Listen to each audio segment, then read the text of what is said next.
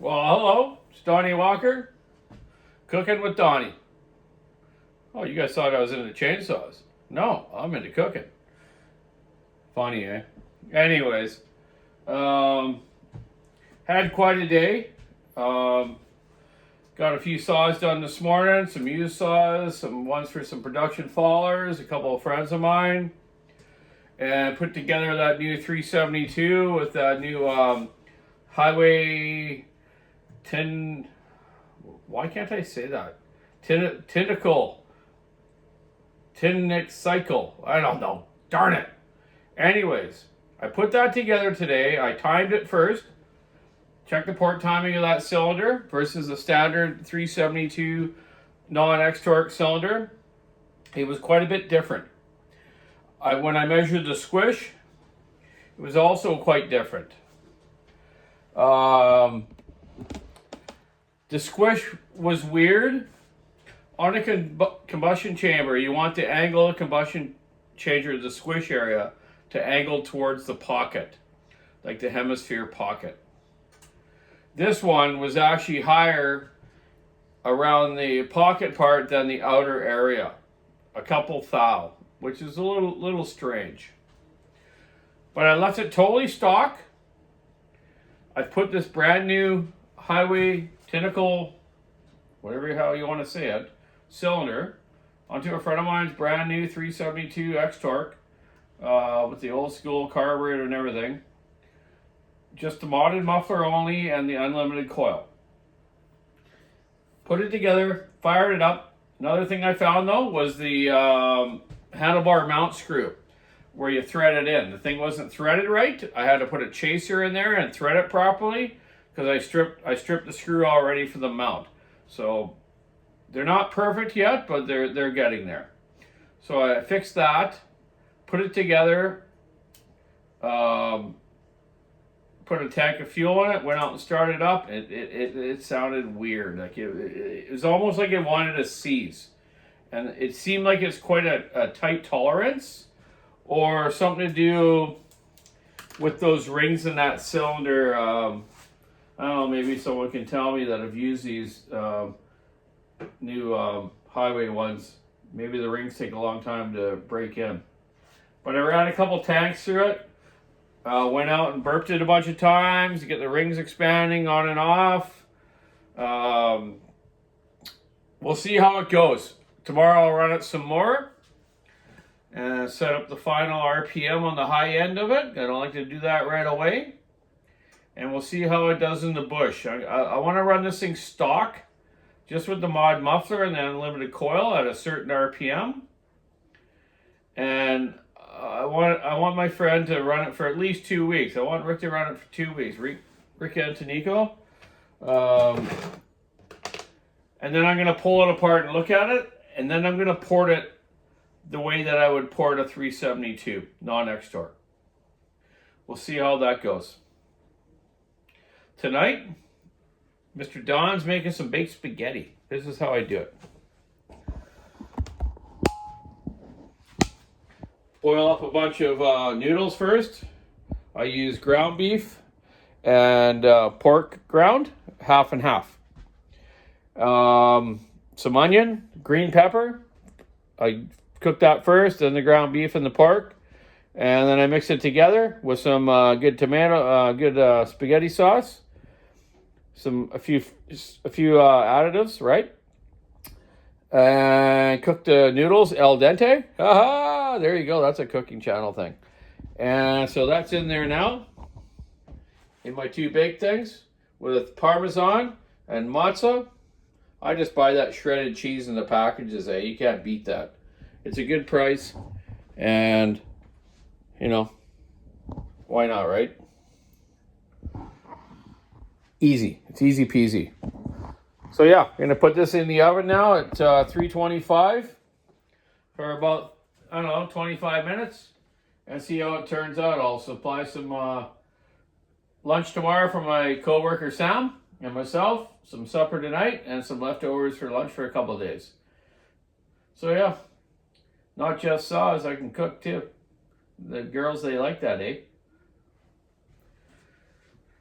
So yeah, we'll see how this aftermarket cylinder turns out. Like I said, the intake timing was way out. Exhaust was not too bad. The squish wasn't too bad, but that uneven squishness on the squish band area was very unusual. So I'll see how it goes. Once I run it for a bit, I'm going to take it apart, check it out, like I said, the wear of it, and then port it and see how that works. When I port it, I'll see how that chrome or nickel or tin nickel or whatever it's called works, and we'll go from there.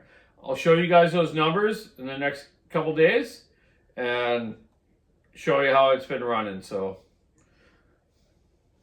that's all I can do. That's all I done today, man. It's so nice to have extra hours at night now. Like right now, normally it'd be dark. What time is it? It's I don't know, 6:30 or something, man. But last night it was almost light till like 7:45. Love it, man. I hate the time change. I hate the time change thing. I wish it was just the same all the time. So nice to have light after work to do things and light in the morning. You know, it's crappy when you go to work in the dark and come home in the dark, eh? But that's life. It's the way it is. Hopefully the U.S. states along the Pacific coast here will get along with the time change that we don't want to do anymore. That's a big government issue right now. See how that goes. Anyways, enough rambling on. Yeah, man. Keep your saw into it, stick in the ice, rub in the rub. I'll talk to you about my racing next video. It was kind of a weird race day. I still had fun though. I always have fun. But I had some issue with new drivers and new members that don't know the rules and don't know the driving etiquette and how to race properly. There's nothing worse than people that get into racing and think that they're rental go-karts that are bumper cars. They're not bumper cars. These things are real race cars, and you got to be careful. One gal got hurt this weekend. She flipped her cart and broke her shoulder, and I felt really bad. You know, and the thing is, if she would have had some driver training and some proper class structure, maybe that wouldn't have happened. So I really want to talk to the members of the kart club and some people about, you know, like if you are new, ask for help, man. You know, and you can't win the race in the first corner. This is a fun sport. It's not like it's the Indy 500. It's not like we're out to win $1 million and for your sponsor and stuff. You're out there to have fun, learn how to race, and have a good race. Probably none of the racers are going to see my video here because no one in the racing club looks at Donny Walker's chainsaws, right? But whatever. I'm rambling on a little bit, but I was quite concerned about that. And I am going to put a post in our Facebook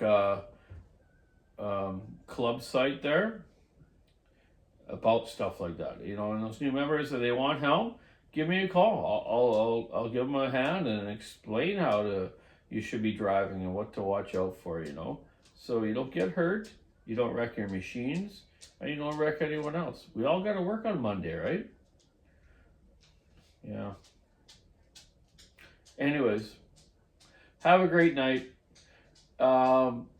It's March, I think, 14th tomorrow, I think. Or 15th? Yeah.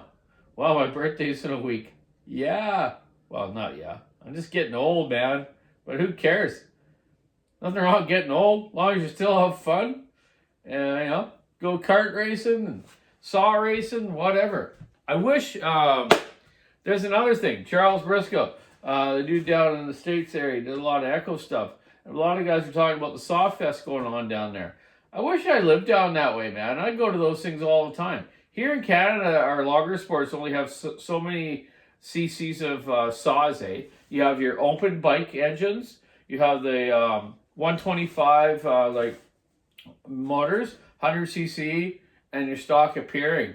I wish they had more. Like it's weird in Canada that there's so much saw stuff.